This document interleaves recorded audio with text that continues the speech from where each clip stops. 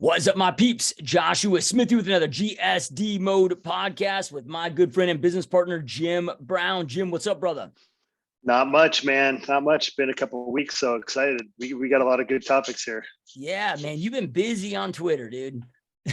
Well, yeah, all that time on the fucking bike at the gym, man. Yeah, I love it, dude. Because I mean, it's you're like the only dude I follow really on Twitter. I'm not a big Twitter guy, but I love going and seeing your stuff on there. And but then it gives me a lot of freaking questions to ask. Because I mean, you post a lot of. I know you've made comments on there of like you wished you had access, your younger self had access to somebody like you now today. So it's great place to learn and a great place to jump into. But I guess today's podcast is really going to be about some of your tweets and some things going on in the Twitter sphere. Yeah, well, there's a lot, man. There's a lot in the past 2 weeks. Yeah, that's for sure. Yeah, so let's start off with RFK Jr. And first of all, dude, and we're not necessarily leading to the political side, but some images came out, videos came out with him with the shirt off. The dude's like 70 years old, freaking badass shape. At least for I don't even want to say at least for a 70-year-old. I mean, I'm looking at that. I'm like, he's in better shape than fucking most 16. He's in great shape. Yeah, it looks amazing, dude. Yeah, lean, muscular. I mean, not over muscular. The guy's obviously put in decades of work, man. Yeah, decades of work. Yeah, and so he was I think it was a video. There's a video of him doing like incline press, and he had like 95 pounds on the bar, right? And so then he gets up, and there's a couple pictures of him, and my initial reaction was like, holy shit, this guy is in great shape. And then Twitter hits, all the fat guys drinking beer in their chair had all this crap to talk, about, oh, I can't believe that weight is so light, all this shit. And there was a lot of entertainment over it. And then how many drugs is he on, all this crap. And so it was just everything you could imagine. And plus he's a pretty hot figure right now, right? Very polarizing. And so you had all kinds of people chiming in about that. It was pretty entertaining. Yeah. But very impressive, man. Very impressive. Yeah. Impressive physique. And I don't get caught up in the whole, I mean, I'll read your post, but I don't get caught up in the whole threads and people, because everybody tries to be a guru, everybody tries to be an expert. Right. And it's so hard to, I can't remember his name. But I just discovered that this doctor this last week that is the most cited doctor alive today, and he came out with a paper. I think it was Jay Bhattacharya or something that was talking about him, Dr. Jay Bhattacharya, and he came out with a paper years ago that basically broke down how 70% of scientific research papers and publications are absolute just bullshit junk. Yeah, man, when you really dive into all of that, it's so bad. It's so disheartening, and then you have the people who just quote studies and you're like, shut up, man. I mean, you have to go through and, when somebody says, well, this study says this, I don't even care anymore because it takes me an hour to go through the thing, because you have to vet who were the authors. All right. Who sponsored the study? Where was it done? Then you have to go through, you can't read the abstract. You have to go through every piece of it and really analyze it. And then you come to the conclusion, well, Jesus, of course, they just looked at this group, or, you kind of see the limitations. But then even if the thing got published, that means that the people who sponsored it, it had an outcome that they wanted. And if it was an outcome that they didn't want, and it's one that let's say Pfizer is paying for, they don't publish it. They don't have to. Yeah. They stop it. I mean, it's so ridiculous. So I guess where I was going with that is it becomes such a noisy world, dude. And of course, everybody's got their opinion. Everybody's open to their opinions, but I'm a believer in, man, just find your source, and that's why I just like, I watch what you post, but I don't care what anybody's opinion is about it. Cause I'm just going to listen to Jim. So what was the pushback then on RFK? Well, I mean, was it more political or was it just because he was? Well, number one, the thing is you can't say, wow, that dude looks great. Because then that means that obviously you agree with everything that he's ever said in his whole lifetime, right? And so there's those people that, oh, I think he's, he's a hack, he's disinformation, he's wrong about everything. Fauci is an amazing human being, all that shit. You can't just say, like, if Trump dropped down and did 50 push-ups, you couldn't say, oh my God, I didn't think he had it in him. That was pretty impressive. Or if Biden could complete a sentence without an aid, I mean, you'd be like, wow, okay, I didn't think you had it in him.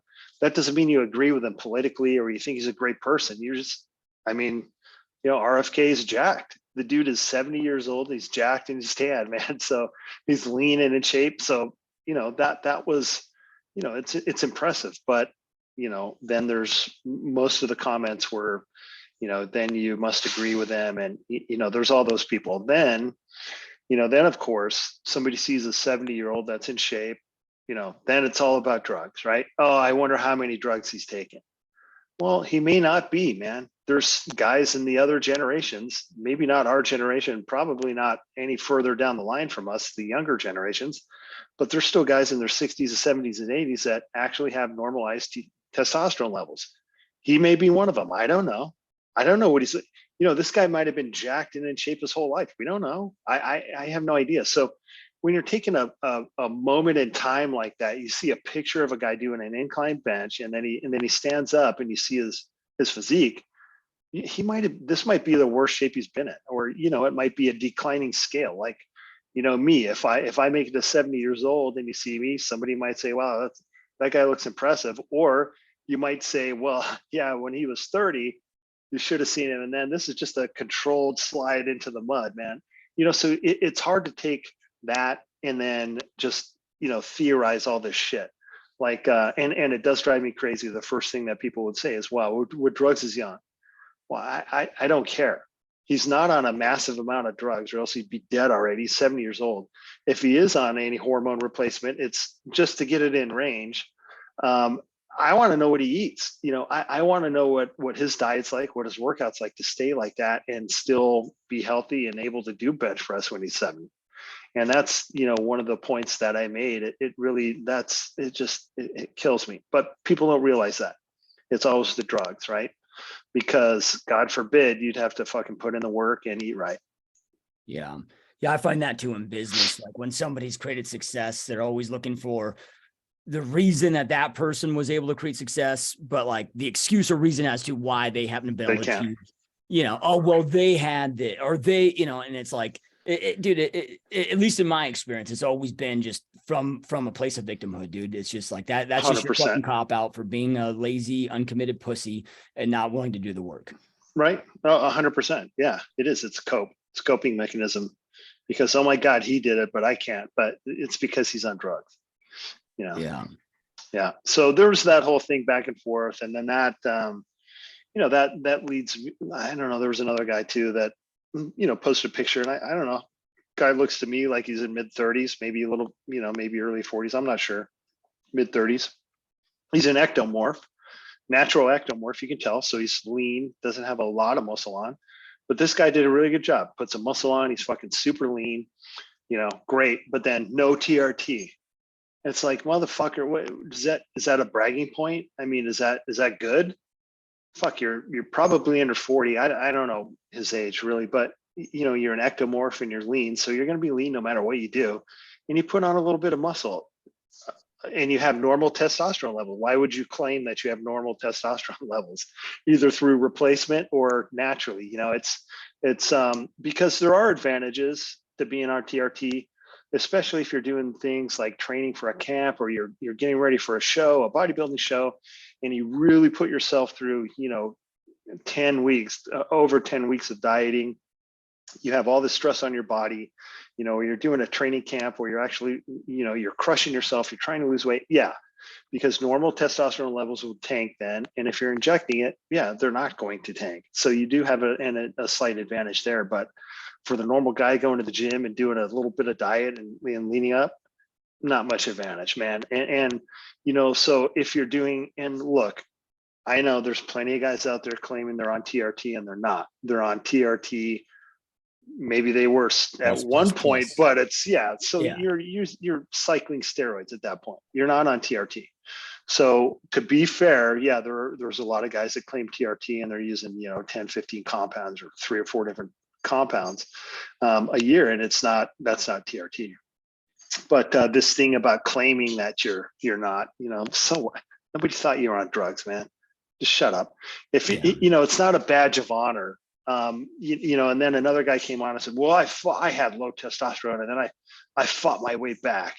Oh, shut up, man. Really? What'd you do? Stop overtraining? Well, you slept more and then you felt good again?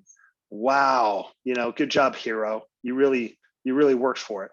I mean, everybody's been through that. It's not that, when you go and as well as I do, there's a lot of people out there that will script you test if you pay the cash and you get the test and whatever, any excuse, you're getting a testosterone prescription.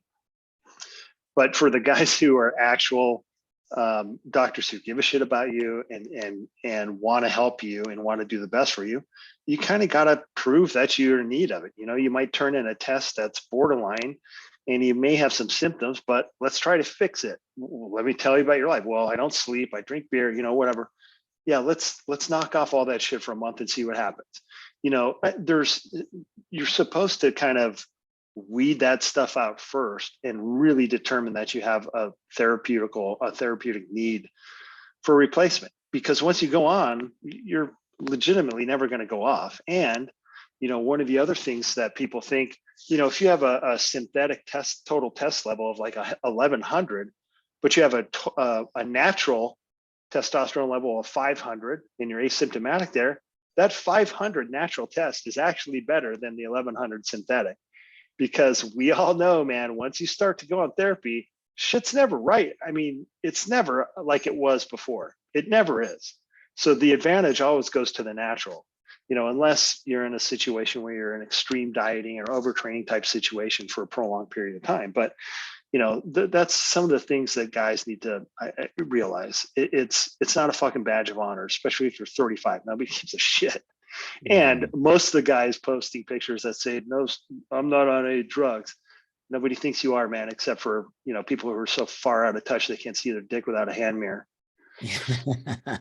Yeah. And look, I mean, I don't know, is it this whole like natty or not push? Is it, like to where people might think of it as a badge of honor just because, who knows? Right. I guess I did when I was natural.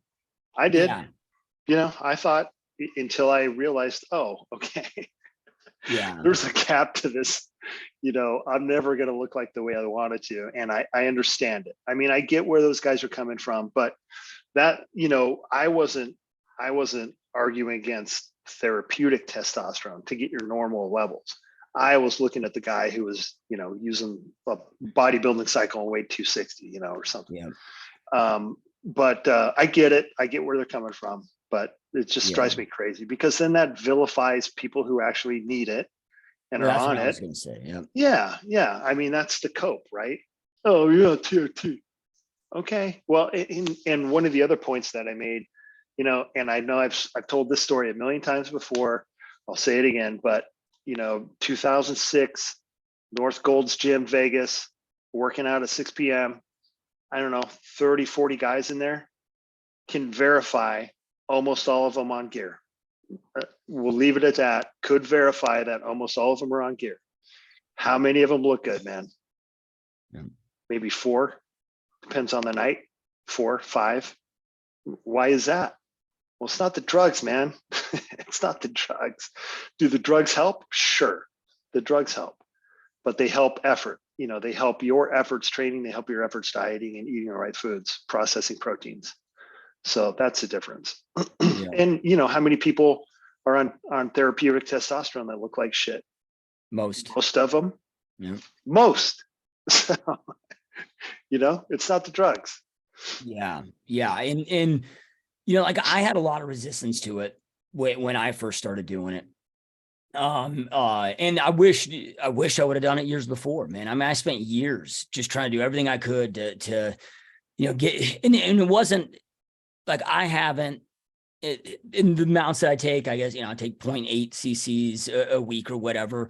And so it's tough for me to sit there and be like, okay, I've gotten more muscular, not, and that could be food training, whatever. But, the immediate difference it made for me within a couple of weeks was just the energy, the mental energy, physical energy, the lack of brain fog, the drive, like what I was looking for, man. And I hit my early 30s, dude, and all that just went out the window. And part of that, I'm assuming was because when I was dumb as hell, my, late teens, early 20s, I did a couple big cycles, or, big for me at the time, like 500 milligrams plus of stuff a week. And that probably fucked up my natural levels. And I didn't, at that time have knowledge of taking like, shit to bring my natural levels up or combat that. It was like, dude, I just, took the Sussin on 250 and then fucking went on and then got off, and nothing else to combat that. And then too, all the years of stress and everything else, but yeah, I went and had mine tested, did it 311,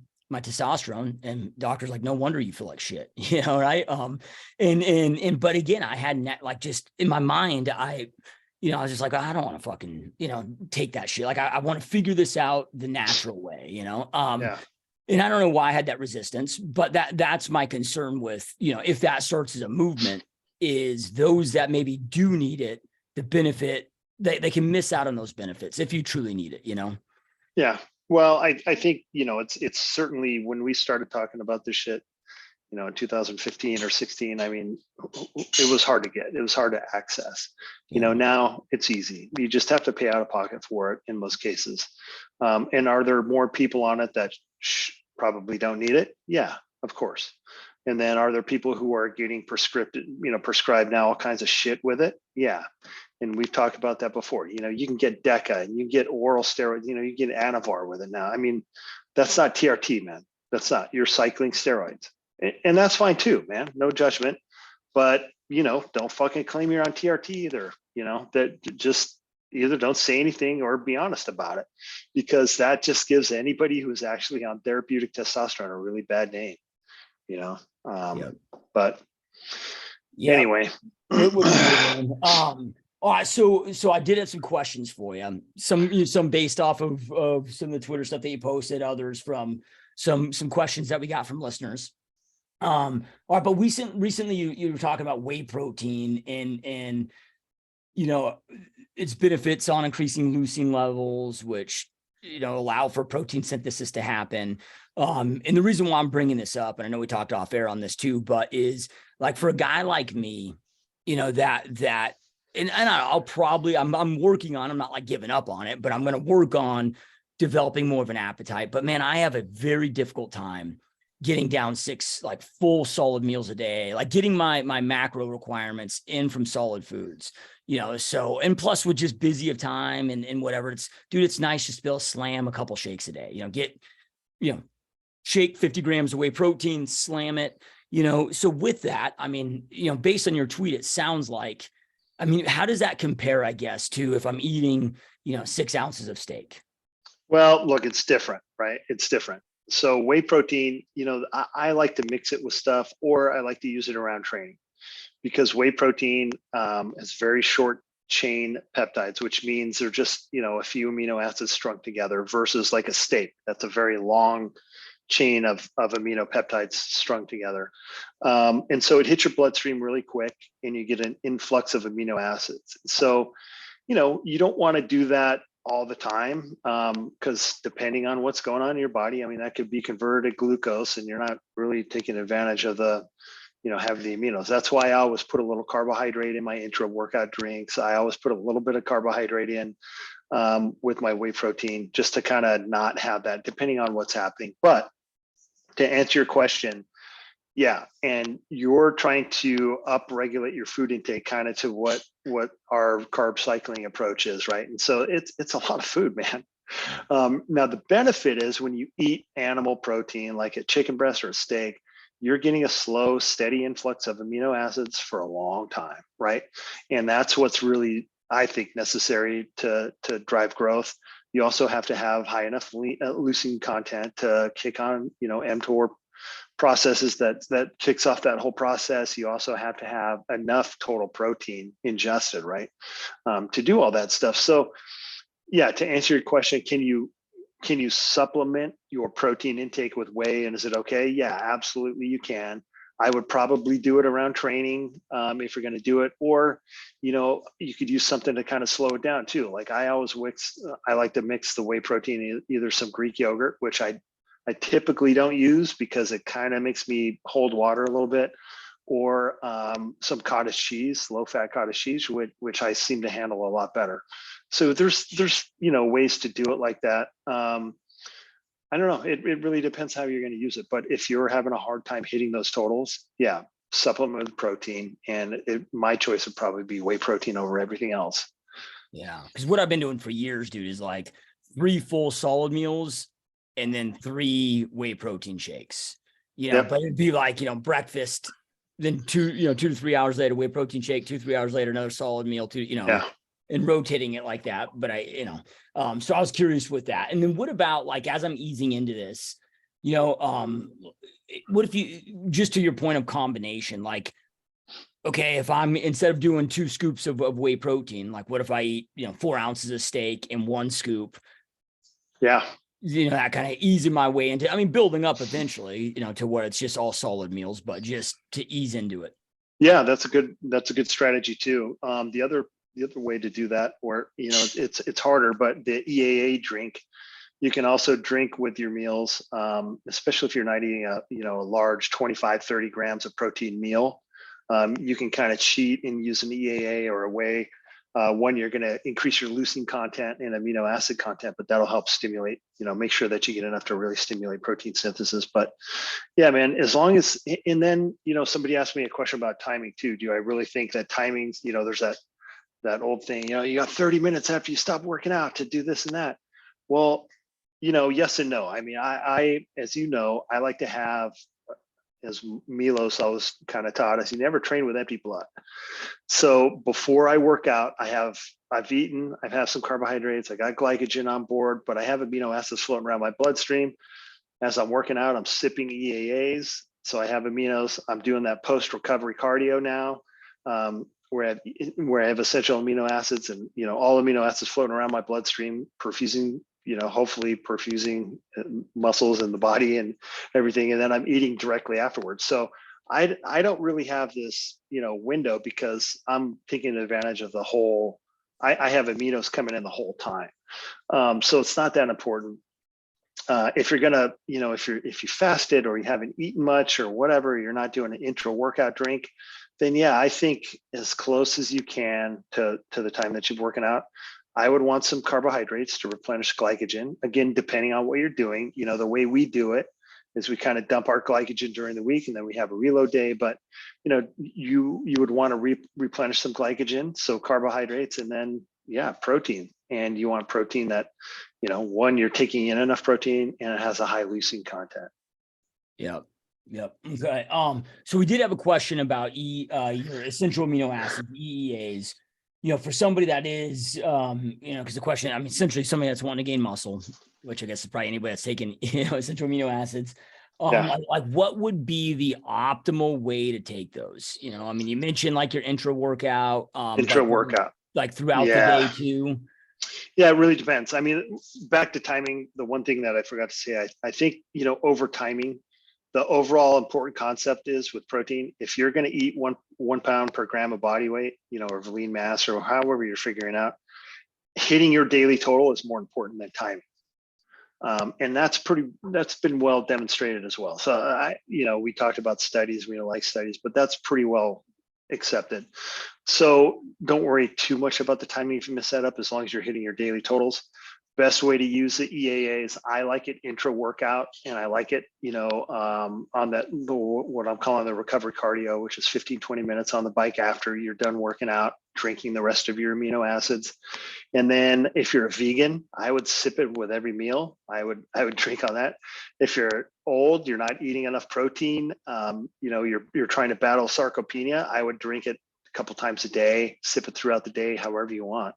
And so anytime that, if you're missing a meal, I mean, it's, you can kind of think of it as a very low calorie whey protein almost, Yeah. it doesn't have as much protein in it, but it has all the essential aminos. And I like to add just a little bit of carbohydrates with it. I put in just a splash of pomegranate juice, and I feel that keeps, depending on what my blood sugar looks like and what my activity level is, I'm not wasting any of those aminos and converting them to glucose. Okay. So Yep. then if you're not doing, like, you're taking yours with your cardio, post-workout cardio, like with me, I mean, I'll do my cardio fasted state first thing in the morning and I train at night. So then with there, I would just sip on that throughout my workout. Yep. Okay. Yeah. And then, if you're going to do this program, this program afterwards, you're going to have to do a little bit of cardio post workout. Okay. That's fine. I'm calling it recovery cardio, but I swear, man, it makes a huge difference. It really does. Yeah. I mean, I got a treadmill, everything in my home gym. So I've got, just a easy 5-minute walk, something like that, sipping the rest of your aminos, it does something, man. Okay. Yeah. Okay, perfect. So then, so, one of your tweets, you talked about, diet being the most, I'll just quote it here. Diet is more powerful than most people will ever entertain because it's also the hardest variable to control. Literally key to everything, so. Yeah, that was in response to, the TRT. I need to see how much TRT is on, how many drugs is on, and that's where people are, they're wrong. When you see, if you see somebody who's in shape, and you're asking a couple muscle guys, experienced people like myself, maybe somebody else, I don't need to know what drugs are on. I want to know what their diet looks like, or what their workout looks like, but mostly diet. What's the diet look like? And if you show the picture of this guy to, anybody else who doesn't really get it, it's all about drugs, just like we talked about.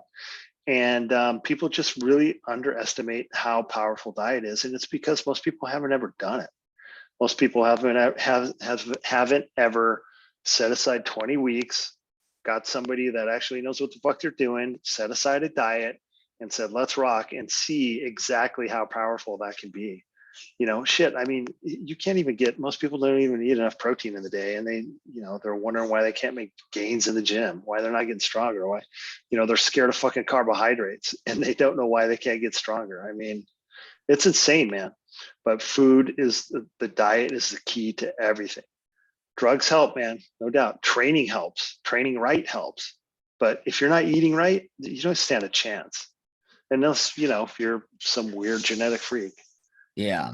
Gonna respond because anyway. you and I mean, if you look at it, like for the most times that, like I've known you, I mean, we pretty much have been on the same amount of TRT, right? Like when we I don't know if you're, between, what are you taking, a milligram a week, and or sometimes less, but we go train to get like, they're like, it's a night and day difference, right? Like I know people can't see it on this podcast, but like when people ask me that haven't met you, and they'll ask me about you, I'm like, people I don't think grasp how big you are, through a video. I'm like, the dude's fucking arms are bigger than my legs, dude. Like anymore, so we're on the same shit, but you're fucking twice my size. Like it wouldn't matter how much shit I was probably even on. I don't know if I could ever, I mean, not just with the height difference, obviously I can't impact that, but because I've been on, I think my biggest cycle ever, I was taking 500 milligrams I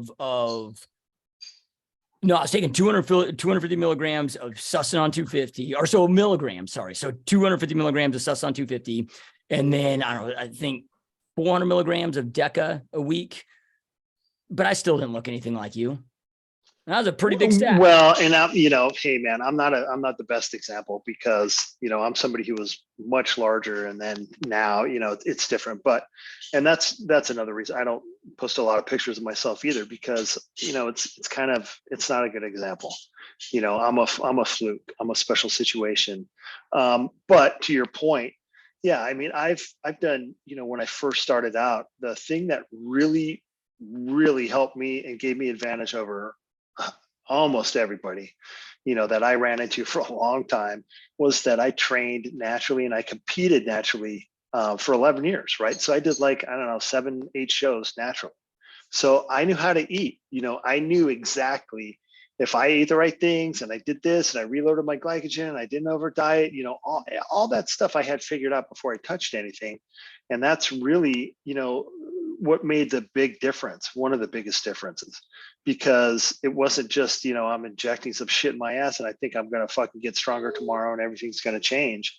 It wasn't like that. I knew, well, I got to eat 2 pounds of beef tomorrow and I got to drink 4 shakes come hell or high water. Doesn't matter what day it is. It doesn't matter what I'm doing. That's what I got to do. And, for a good stretch, man, like 10 years there, I didn't miss a fucking meal. But that's the difference, and that's the level. That's the level it takes. But if anybody's actually done that and taken their body to extreme and you've dieted down and tried to retain any significant amount of muscle, you understand how powerful that is. You understand what food can do. And I don't think, people just haven't been there, man. They just don't know. They think it's drugs. Yeah. And then even people that just want to get into like, let's just call it like, I don't want to say average because average is bad today, but, like just in good shape, like maybe not, epic, amazing, crazy shape. They don't want to be a body, but like, just like be in, RFK Jr. shape, right? Like, but I'll get people that come to me all the time, like, well, I think I eat good. And then they break down their diet. I'm like, dude, like, I mean, it's just shit. It's just junk. I'm like, no, dude, like, but even like with that, why do you, and the reason why I want to ask this, because it's not just somebody that, you've been on this journey so long personally, but you also coach and mentor and work with people that have freaking lost, 200 pounds, Yeah. so, where do you see the resistance lie? Like those that make that, when you say it's more powerful than people will entertain, well, then those that do make the shift, like what is that difference? How do you get people to make that shift to understand the importance of it and do those right things so they can go through those 200-pound transformations, or somebody that's just looking to go through a 30-pound transformation? Well, the 2 clients that I've had for a very long time now that have both lost a massive amount of weight, man, the one guy was at rock bottom, right? He had tried everything, he'd gotten super lean, went through bulimia, all these things, and kind of needed a lifeline on why, okay, I need somebody to straighten me, keep me on track, tell me what to do, let's talk, do this every week. And we figured it out, right? It took a while, and we really figured out kind of how to make it all work for him, and there's stuff there, but it's kind of figuring out a system. But that comes from a place of desire, right? He wanted to make the change. He was ready to, no matter what. The other guy I had worked with for, off and on, he did, he traded like legal work for us. And I try to help him out with his diet, and it just never stuck, and I get to the point where I'm like, hey man, I'm sick of you wasting my time. Look, you're not going to do any of this. And he's like, no, I swear this time. Okay.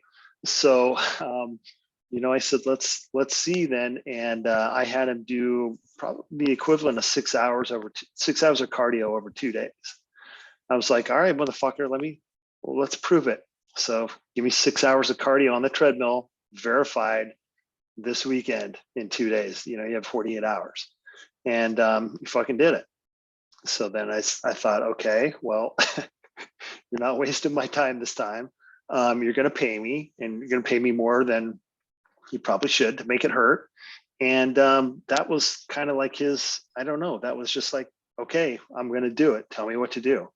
And he was motivated. Did it click all the first time? No, but God damn, I mean, we just, we got to the point where he would be tuned in, he'd be on it, and we'd get some momentum, and he'd see something, he'd see some changes, or he'd drop a few pounds, and then that kind of builds and it builds and it builds. And then, fast forward today, I don't know, this is like 4 years later. The guy's had debilitating surgeries, all this, can't move. He's been in a wheelchair, he's been in a walker, kept the weight off. Why? Because he's fucking mastered diet. He's mastered nutrition. If you tell him to eat, 1,200 calories a day, he's eating fucking 1,200 calories a day. And it's just something it clicks with somebody, And for those people that I've had that lost a massive amount of weight like that, I'm talking 200, 250 pounds, and then kept it off. It was because they hit a point where they're like, okay, I'm truly fucking ready. So if you tell me to eat 5 meals of chicken breast and broccoli, I'm going to eat those. And man, I don't know. That's what it takes.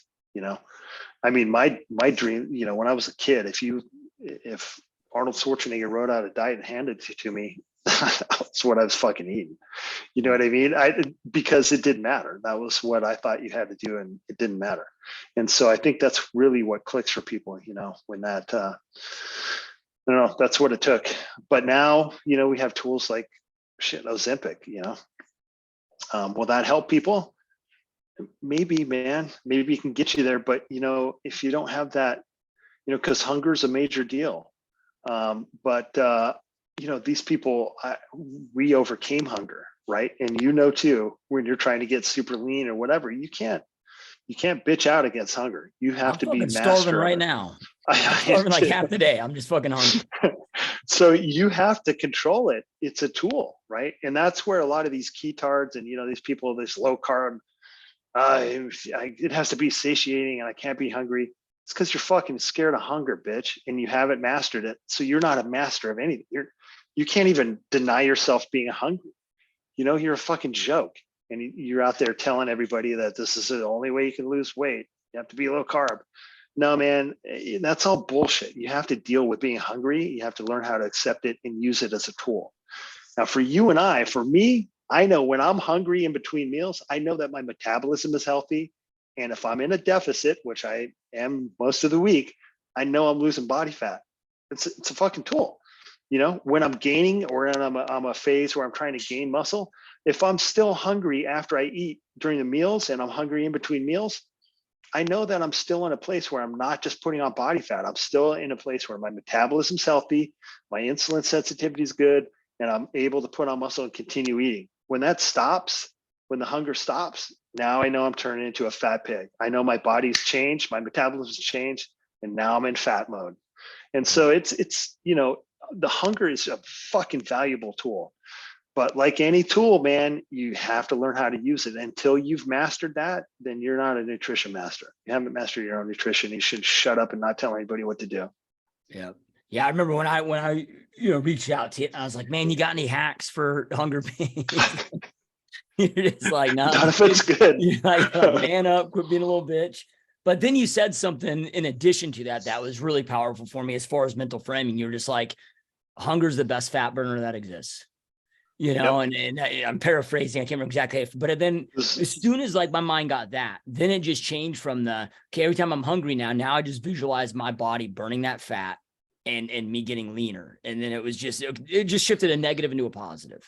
Yeah. No, if you're a really big person, right? If you're like 250 pound fat guy or fat girl, and you're eating 6,000 calories a day to sustain that, when you go down to 3,000 calories and you start losing weight, yeah, you're probably not going to be that hungry. I mean, you can not be hungry and start to lose a shitload of weight.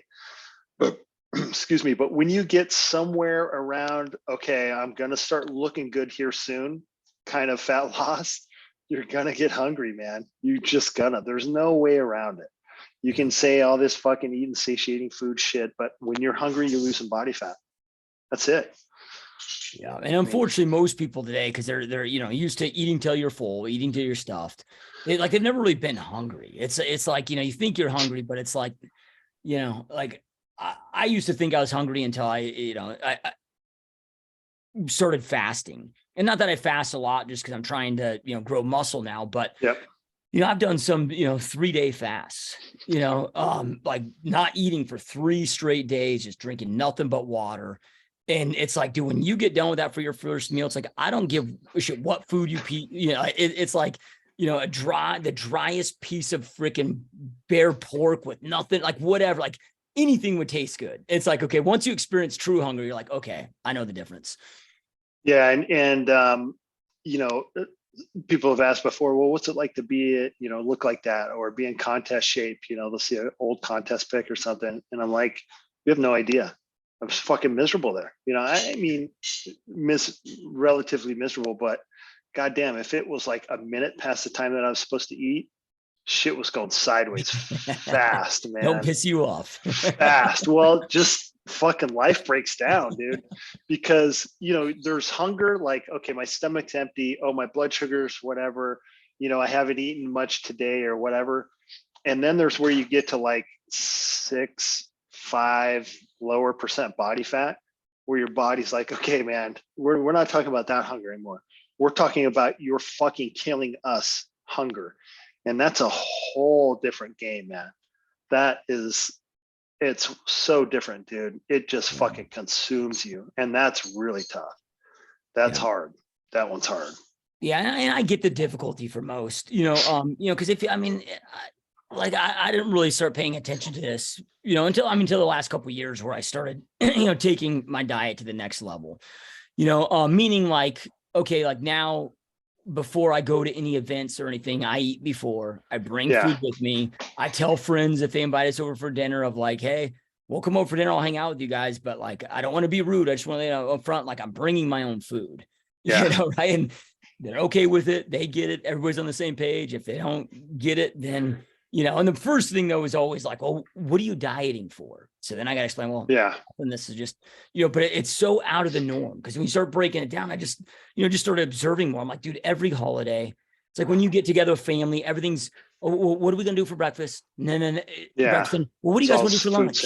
What do you want to do for dinner? I'm like, let's go do some crazy shit and not worry about any of this. Let's just fucking pack some food and then just, like I want to pound that shit down in 30 seconds so I could go do things, right? Right. And then you look at every holiday, it's all around all this food. And then even like the kids' holidays, I'm like I was talking to my wife, I don't know, about a year ago or whatever, but I was like, dude, like, what's the point of Halloween? Like, why are we even participating in this? I'm like, look at what we're doing to our kids with like, why are we doing this? Like what, and I'm kind of a Grinch. I just don't enjoy holidays, period. But I'm just like, if we start really breaking this down, like, why are we participating in this shit? But it's like the societal thing to do and to be part of the tribe. It's, so some of it is diet, but then also, when you start eating extremely healthy, it's kind of like you remove yourself from society a little bit. So it can bring in some other challenges. Oh yeah. I mean, shit. I used to meet my friends downtown, on Thursday night or Friday night to go out, and we'd meet at the same bar in this little town, and I'd roll in with my Metrics pack, my MRE, and this girl I knew at the bar, she's like, same, yeah, here you go. They take it over and make a shake out of it. And fucking, it looks like I'm drinking a big pina colada, but I mean that was just what I did, man. That was that was part of it. And I think, we want to look different than everybody else, right? I mean, we don't look like everyone else, and you can't do what everybody else does and not look like them. You just can't. You can't go to I don't know. I'm not saying you can't have beer and eat chips and at a barbecue or something, but man, if that's only like 5% of what you do, you can probably get away with it. You're okay. But if that's the norm, you're not going to look good, man. You're just not. Yeah. But I mean, when maybe for 20 of the population overweight, over 50% obese, it's just like it's just getting worse and worse. So why would you want to look like everybody else? I never did. Yeah, never did. So then another thing came up on your Twitter, about, there's some of these quote unquote gurus out there that think that you can eat abundance of fat and not get fat from fat. This was a fucking doctor. So, like where does that come from? In is there, because my diet's probably higher in fat than most, right? But it's through, like I'm not getting omega-6s, I'm not getting fried foods, I'm not, it's avocados, it's eggs, it's, other things, but, break that down. Well, look, I wasted a couple years of my bodybuilding career buying into this shit, because I thought I discovered some secret ancient information that nobody else fucking figured out yet.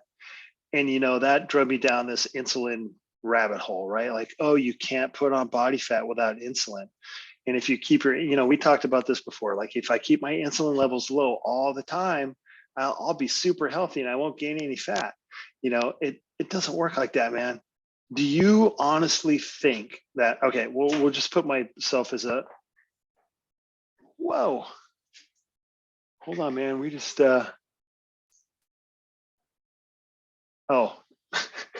Everything okay? the fucking lizard dropped from the roof and me and my dog saw it. Did you get him, Oh, Echo? Did you get him?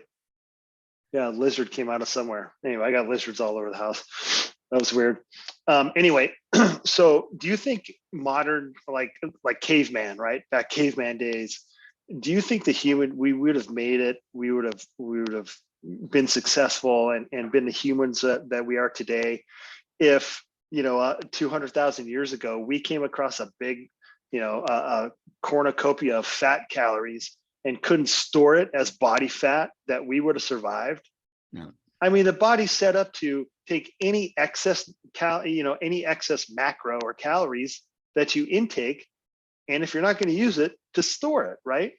So we store extra amino acids. We store amino acids as muscle.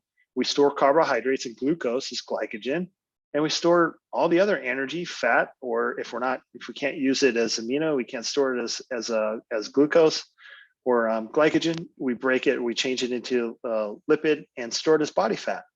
But that's the mechanism. I mean, that's why we survived. That's how caveman survived through the winter. So to think that if you just ate fat, you can't put on body fat, I mean, it's so fucking childlike. It's like, you're removing logic from the whole discussion. Yeah. So people think that if and this guy's response back to me was like, oh, so you understand insulin, right? And I'm like, probably better than you. Yeah. Since I've used all kinds of insulin and know how to use it very effectively. Yeah. So if you're in a calorie surplus, it doesn't matter if you're in keto, even if you're in true ketosis, you're going to store it as body fat. You just are. And guess what? Fat's easier to convert into body fat than glucose and protein. It costs less energy to convert it into body fat. So it just drives me crazy, and that's a lot of the low carb people and the keto people believe that. And my favorite MLM Prove It was, there's a lot of those guys that said, oh yeah, I'm burning fat all day. Yeah, you're burning fat you ate all day. You're not burning body fat, and the rest that you didn't burn off as energy, you're storing as body fat, just like everybody else. So anyway, there's people still out there. It just fucking amazes me today with the information out there. But they get caught in these rabbit holes and they go down this fucking weird trail and they don't figure it out. But it takes a while. So when you're at that level where you think fucking insulin's evil and sugar's the bad guy and you can't get fat on body fat, I mean, you can't gain body fat eating dietary fat, I think you're at like level 3 of 10 of figuring this shit out. Yeah. Yeah. Yeah. And I part of me kind of gets why carbohydrates have been so vilified. But that's coming from, okay, like me back in the day. I mean, I ate such a surplus of refined carbohydrates and just fucking every meal was taco. Was it carbohydrates or was it carbs and fat? Well, it was a combination of all of the above, Yeah. but yeah. So, I mean, I guess I can understand a component of that, but it's like, but yeah, I mean, well, it's not, you were eating bowls of rice and getting fat, right? You were eating a massive excess of calories. You were eating donuts or you were eating Mexican food or, so you were just chips. Yeah. But in a chip, what's a chip? It's fried tortilla, right? So it's, it's a little bit of carbohydrates and fat. So it's hard to say that carbohydrates are really the villain, because just like that, anytime anybody uses that example, oh, I was eating donuts, or, well, did you ever look at the nutrition of a donut? It's fat. It's a fat bomb with some sugar on it, and nobody got fat eating pixie sticks and fucking bowls of rice. It's always, it comes down to excess calories, man. Yeah. But then insulin and carbohydrates get a bad name because when you're in that state, when you're in an overeating state and you're unhealthy and you're starting to get obese, then what happens? Well, your insulin resistance is fucked up because you're metabolically screwed. And then your hormone levels get off because of the fat. And, this whole cycle. So then you're pre-diabetic. Well, Is that the carb's fault? No. And as soon as you reduce, if you reduce overall calories, you go to a deficit and you start losing the body fat, your insulin sensitivity improves. It doesn't matter if you get rid of the carbs or not. And so that's where the thinking goes, and I'm not saying if you're a diabetic, you should eat rice. I'm not saying, but I'm saying if you fucking lost some fat, you would probably improve your diabetes, unless you're, genetically you need it or whatever, you're not producing it. But anyway, that's where that all comes from, man. And we talked about this with the constant glucose monitor too. People are kind of getting, well, I wouldn't eat that. That's like a huge craze right now, man. I see that shit everywhere. Right. And I actually had some guy at the gym, and I was like, hey man, how long you had that on? Oh, 10 months now. Big fat guy, probably younger than me. It might've been my age, but I was like, oh, what's it do? Oh, it monitors my glucose, so I don't eat anything that spikes it. Okay. All right. I just want to know, why are you still fat? I spared him that question, but I'm like, why are you still fat then? If you're not eating anything that spikes your glucose, because that's not it, man. That's not it. Yeah, I've tested it pretty heavily for myself. I mean, meaning like, okay, if I'm eating clean whole foods, so one ingredient foods, which I think solves a lot of these problems from like the, let's not get crazy. It's like I take my body weight, multiply that by 12. That's how I always come up with my like maintenance, if you will. But then from there, like, okay, 50% of my caloric intake, daily caloric intake, I make sure it's protein. Then from there, the rest, however I've divided that between fat and carbohydrates, have essentially got the same results. I've just learned that personally, I feel a little bit better, like from a mental energy standpoint, when I'm a little bit higher, like if my fat's like, 30%, my carbs are 20% versus the other way around, I don't know how I respond differently in the gym, but either way I stay lean. It's like, it doesn't, but,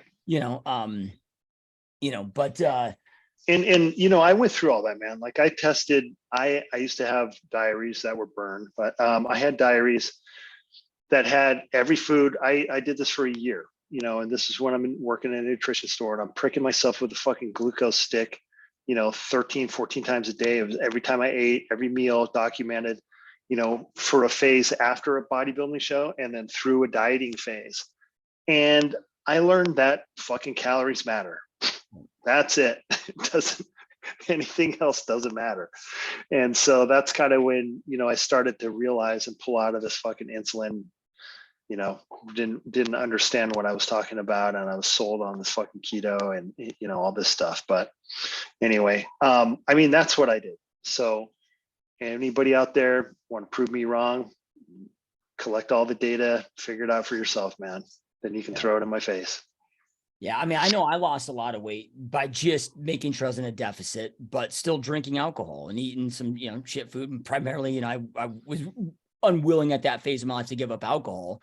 Yeah. But as long as I was still in a deficit, now I'm not telling people to do that, right. But for me, like I still lost fucking weight, Well, dude, there's been a lot of guys like me who are, seasoned kind of bodybuilder-ish kind of guys and can control their body. And, they've put on fat, they've gotten kind of out of shape, taking pictures and then eating 3 meals at McDonald's a day for 8 weeks and then had abs. How can you do that? Well, they're in a fucking deficit. Doesn't matter, man. Now, does it matter overall, in terms of macros, how much protein, all that? Yeah, that's different. But somebody like me who can kind of get away with stuff like that, as long as I'm in a deficit, I'm going to lose body fat.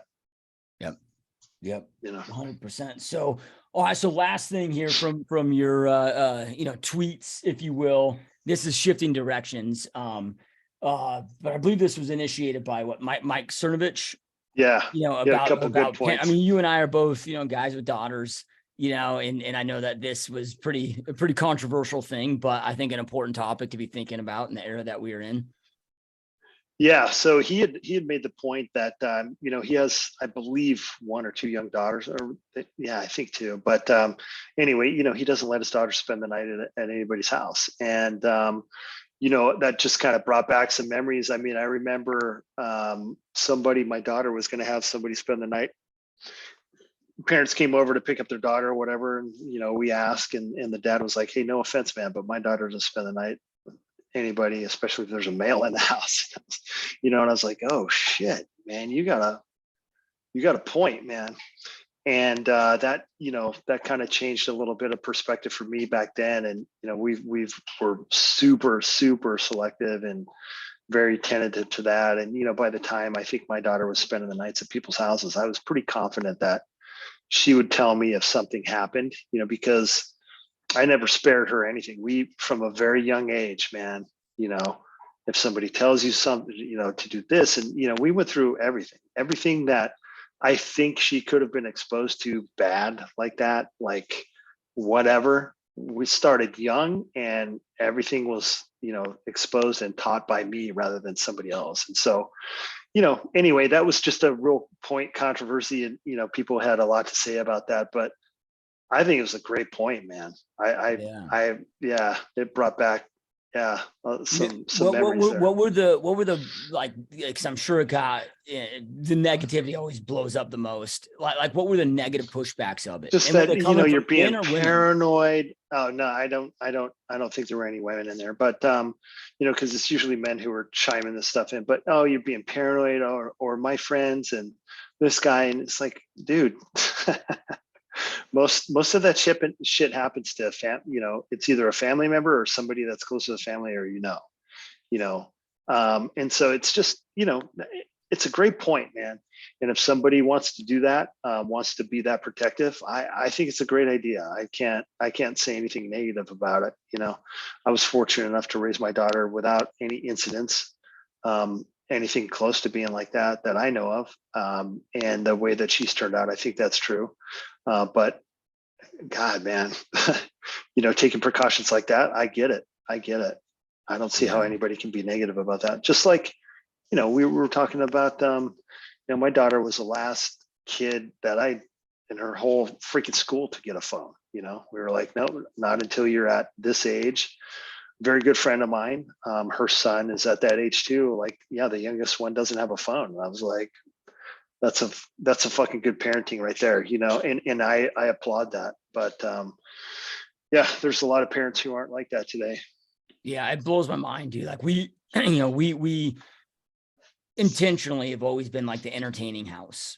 Like all the kids in the neighborhood come over, hang out the pool, that came up in the too. game room, all of that stuff. And yeah, I mean, it's a lot because we end up feeding half the kids in the neighborhood and all of that stuff. But it's like, okay, we can keep our eyes on them. See what's going on. But it's crazy, dude. Like sometimes it'll be 8 o'clock at night and I'll ask like somebody's like, dude, do you need to go home? Like your parent, like what's going on? Right? Like, and how many, birthday parties have over the years where parents will just drop them off, not know us, not even come in, right?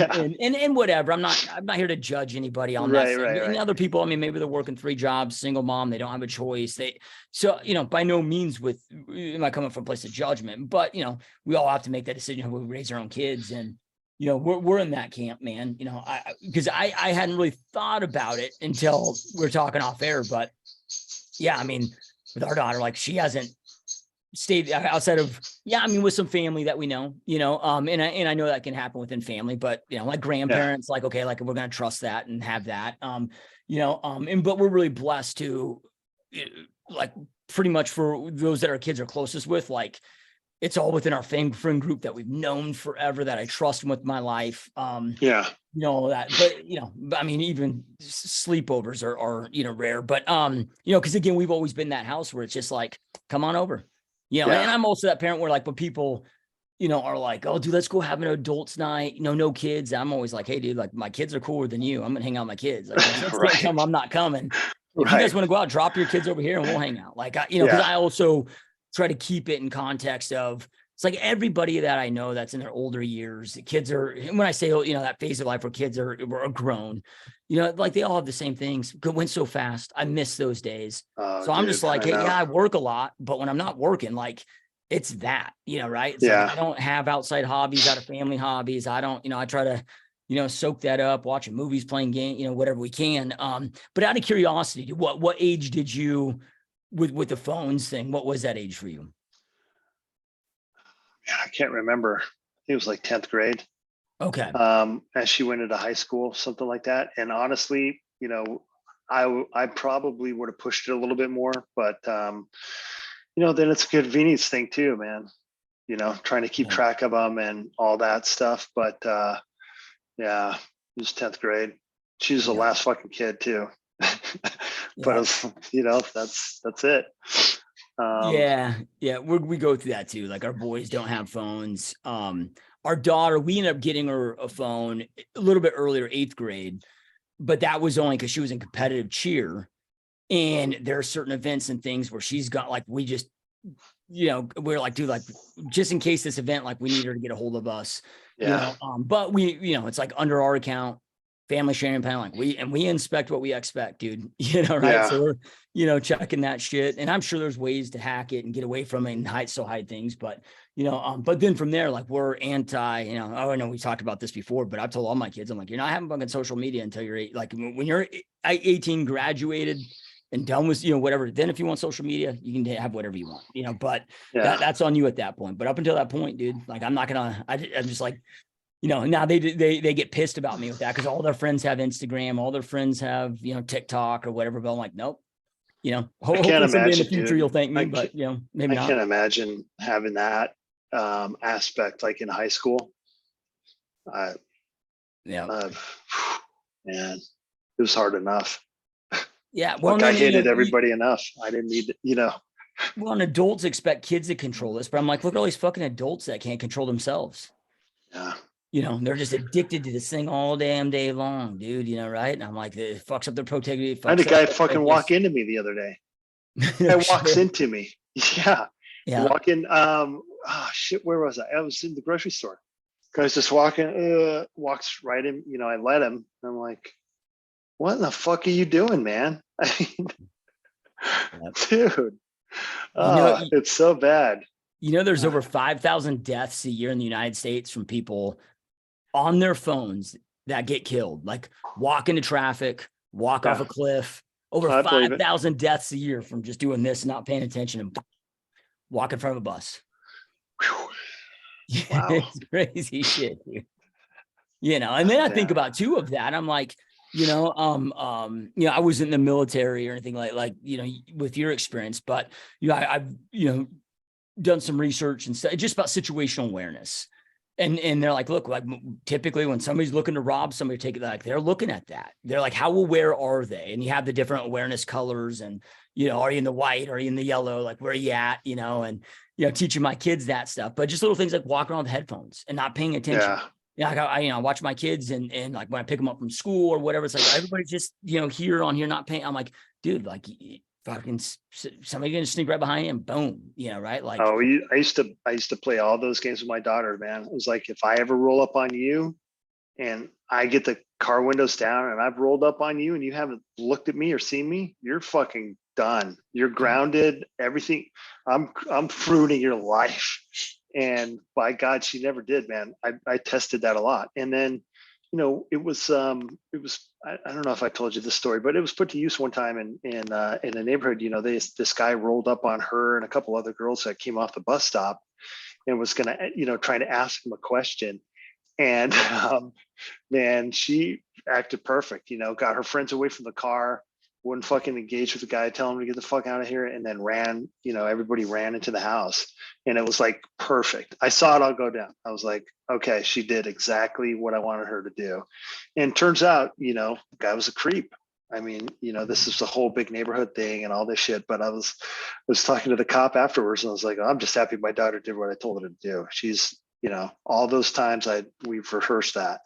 And, like going to her car in the parking lot or whatever, always tried to instill that. And that's why I made her take Krav Maga for a couple of years because, at least something, Yeah. But anyway, yeah, man. Yep. Awesome stuff, man. Awesome stuff. All right, dude. Well, any last things that I missed here? Any last things that we need to cover before we get jamming? And we're going long on time here. No, man, I think that was pretty good. We covered some stuff. We're still working on completing the workout program. I should have the blueprint over to you here in a little bit if you so dare. But yeah, I'm gonna do it. Like it's I said, good one, last man. podcast, man. I've been just waiting, dude. I've been Yeah. not easing into the diet. I've been following it and I mean, to what I can, like I said, it's taken some adjustments of getting used to some of the food intake, but I'm close, Well, dude, even me, man, that last 5 and 6 times or, whatever last 2 protein meals, man, I'm just like, really, I got 2 more left. yeah. So I get it, man. It's a lot, but yeah, I'm just completing. I think I got 2 more weeks left on the workout, and bearing no injury or anything like that, should be all done. So yeah, fuck yeah, dude.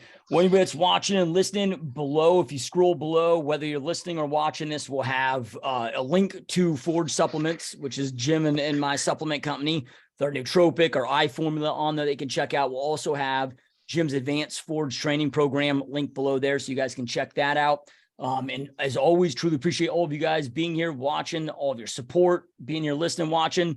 Jim, as always, man, appreciate you being here, brother. yeah, thank you, man. Thank you, guys. 100%. I will see you next time. Peace.